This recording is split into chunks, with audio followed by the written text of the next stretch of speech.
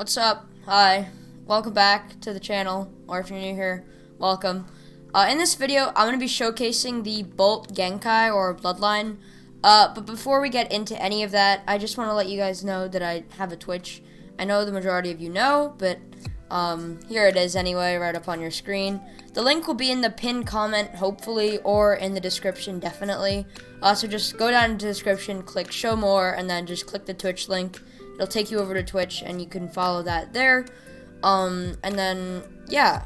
So the first thing we're going to look at when looking at the Bolt Genkai or Bloodline is the moveset. And you have 3 moves and no mode or C-spec, really. And so your first move is Shock Style Ground Blitz. It basically summons this kind of worm-looking thing of electricity or bolt, and it goes along the ground, dealing a decent amount of damage, actually. Requires 18k chi and has a cooldown of 25 seconds. The second move is Shock Style Senkin Blaze. Now, this move is pretty much not what it sounds like. The name is really weird, but you summon a bunch of balls in front of you, and kind of like the Tensagon move, you kind of like throw the balls. It's kind of weird, but it works. And it actually deals a decent amount of damage. Requires 8k chi, has a cooldown of 16 seconds. And then finally, our last move is Shock Style Hidden Rush. This requires 17k chi and has a cooldown of 20 seconds. And to be honest, is probably one of the most useful moves because it's just an insane mobility move. And it's just great for escaping. But yeah, I guess without further, and we'll just get right into it.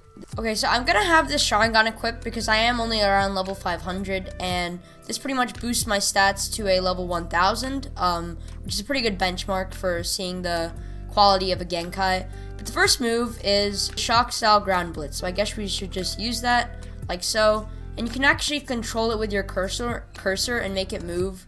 But it deals around 11k damage to each person, and it does sometimes double deal damage, so it's quite good. And it's pretty much a basic AoE kind of thing. I'll use it again here.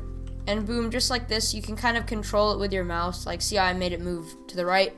It's a pretty good move. And as you saw, it dealt around 10k damage, maybe a little more.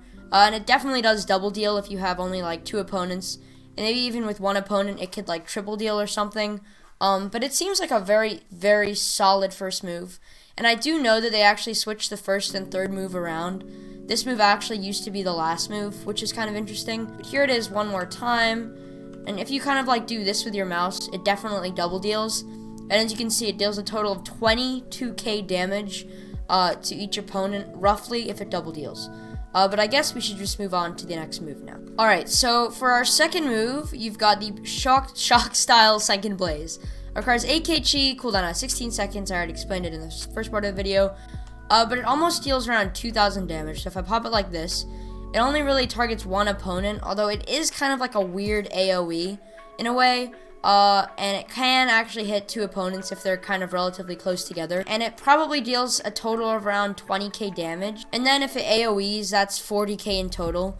So each of these moves are pretty high damage moves, but I think what really stands them out among other Genkais is the shock or the stun. And stuns are so useful when it comes to PvP and just everything, because it just stuns your enemy, stops them from doing hand signs. So let's see again. Yeah, it double hits, so yeah, that's definitely around 20k damage around for each person. And that's actually quite good. Like, I would not have thought 20k damage would be in a second move. And especially not a double dealing move. But, you know, I guess that's that. Here it is one last time to finish these guys off. And again, the double deal is quite OP. Alright, so for our final move, we have the Shock Style Hidden Rush. And I think this move is probably the best move, not just because of the damages, which are very high, but also because of the mobility included with the move. I cannot speak today.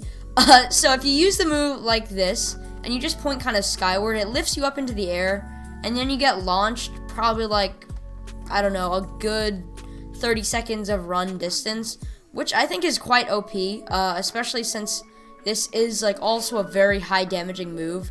Normally you have mobility moves that don't really do much damage, or damaging moves that aren't really great for mobility.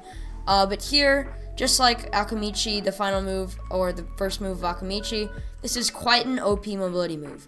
But if we use it like so, there's no hand signs, and again, you just get launched into your opponents. For some reason, it didn't AoE that time, although normally it does do a heavy AoE, which is really valuable when fighting opponents. But if we do it again, like so, no hand signs, and boom, that is a massive AoE. That's 120k damage total, branching over 4 opponents. And I'm pretty sure it's what I might call an infinite AoE, meaning that there isn't a limit to the number of targets it can hit. It can literally just hit an infinite number of targets as long as they're within the range. And actually, what's surprising is the range is quite good. Like, I can hit these guys if I aim over here. I still hit that guy back there, even though he was way out of the range zone. So this is actually very OP move. Not gonna lie to you. And the mobility on this move is also just insane. So if I move back some here, I'll actually still be able to hit those guys all the way over here. And that is just the proof of how OP this move is. You can get away from bosses who are almost down to killing you, 0 hand signs. Get away from players trying to kill you. You can pretty much get away from everything. And I think the only mobility move that matches this might be Akamichi first move or the Forged Akuma warp dimension thing, because this move is literally just broken. But yeah, that's pretty much the Bolt Bloodline. Now, unfortunately, there is no mode. I think what would make this Bloodline just so much better would be a mode. But it's a really well-made Bloodline, not gonna lie to you. It's not unfinished like this Storm Bloodline. It's crisp. it's nice, and yeah, it doesn't actually require too many levels to unlock all the moves. But that has been Rapid Fire. I do hope you've enjoyed. If you did, make sure to drop a like, subscribe, you know, all the usual stuff YouTubers tell you to do. But then I'd also really appreciate it if you headed over to my Discord and joined that, as well as joining my Roblox group. And then what would make the difference to me is if you could head over to the Twitch. It's a very small community over there, only like 20-something people. So if you want to join that, you know, you'll be one of the first there. You could say you're an OG, I guess. But yeah, that's the end of this video. Hope you enjoyed. Go check out the Discord, Twitch, Roblox group, Roblox merch, and yeah, just my channel in general. If you like the stuff you see here, links to everything will be in the description. But without further ado, goodbye. I'll see you in the next video. So peace out.